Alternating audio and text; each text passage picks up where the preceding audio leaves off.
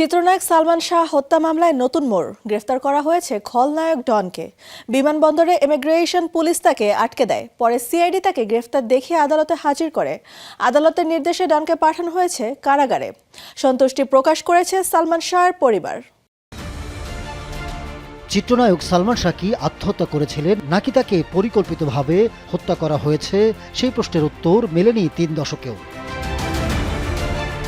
অবশেষে গত বছর সালমান শাহ মৃত্যুর ঘটনায় হত্যা মামলা পরিচালনার নির্দেশ দেন আদালত। 2025 সালের 21 অক্টোবর রাজধানীর রমনা থানায় হত্যা মামলা দায়ের করেন সালমান শাহর মামা আলমগীর কুমকুম। আসামি করা হয় সালমান শাহর স্ত্রী সামিরা হক, খলনায়ক ডন সহ 11 জনকে।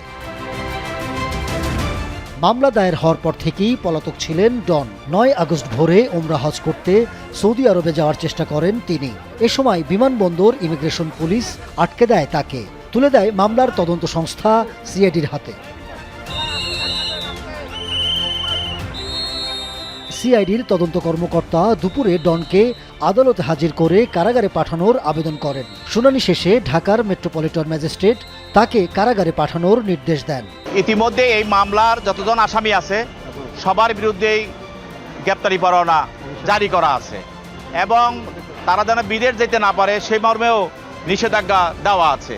বিচারের ভয়ে সে নিজে পালিয়ে যাওয়ার জন্য চেষ্টা করেছিল, কিন্তু তার চেষ্টাটা ব্যর্থ হয়ে যায়। এদিকে ডন গ্রেপ্তার হওয়ায় সন্তুষ্টি প্রকাশ করেন মা নীলা চৌধুরী ও মামা আলমগীর কুমকুম। আমার ছেলেকে কলঙ্কমুক্ত করা হলো আমার দিয়ে, আর এই ডন অতপ্রতভাবে জড়িত ছিল। আল্লাহ আলহামদুলিল্লাহ, আল্লাহর বিচার, আমার প্রতিক্রিয়ার কিছু নাই। আমার মনটা কাঁদতেছে, সবই প্রমাণ হবে, কিন্তু সালমান শাহ ফিরে থাকবে না। ডন সালমান শাহর কাজ করতো, জুতা ফিতা লাগিয়ে দিত, শার্টের বোতাম লাগিয়ে দিত, টাইটা ঠিক করে দিত।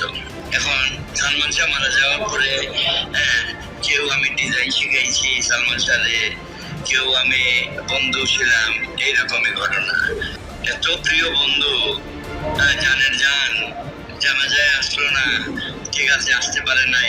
ওই দিন নাকি হরতাল ছিল, বাংলাদেশের ইতিহাসে শুক্রবারে কোনো হরতাল কোনোদিন হয় নাই।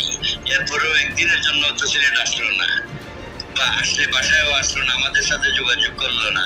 সিআইডির অধীনে চলছে সালমান শাহ হত্যা মামলার তদন্ত কার্যক্রম। তবে এরই মধ্যে 8 বার পিছিয়েছে তদন্ত প্রতিবেদন দাখিলের সময়। সবশেষ আগামী 30 আগস্ট প্রতিবেদন দেওয়ার নতুন দিন ধার্য করেছেন আদালত। সালমান শাহ হত্যা মামলায় সুষ্ঠু বিচার পাবার অপেক্ষায় তার স্বজন ও অগণিত ভক্ত। Ahmed Tauquir, showbiz tonight.